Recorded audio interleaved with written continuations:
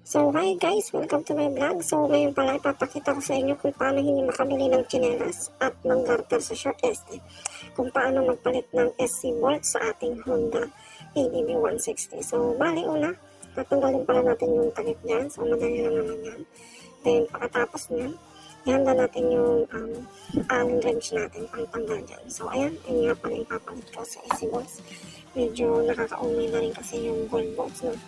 Kapag ginagamitan natin ng tools, pumuputi yung gilid. So, parang hindi siya maganda tignan sa katagalan.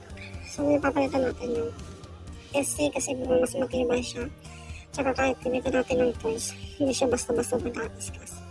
So, syempre, kahit hindi basta-basta mag-discuss, so ginagamitan ko pa rin siya ng plastic contact tape para kahit paano hindi rin siya mas hindi po mag-discuss. So, yan pala ginagawa ko pag maghihipit ako.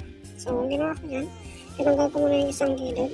Tapos, hinigpitan ko ng bahagya yung ipinalit natin sa SC-bolts para kahit paano yung sa handlebar natin hindi na matanggal at mahigpit pa rin siya. So, medyo matigas yung ginamitan natin ng panyo.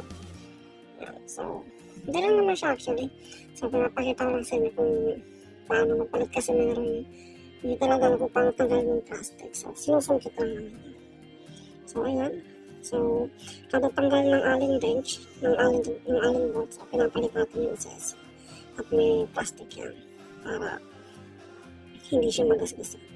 So, sa pag-iikit pala yan, dahan-dahan lang kasi yung gilid is natanggal yung pintura. May nababakos din. So, ayoko pa naman ng ganyan. Parang pang-tignan siya. Pero, dahan-dahan lang.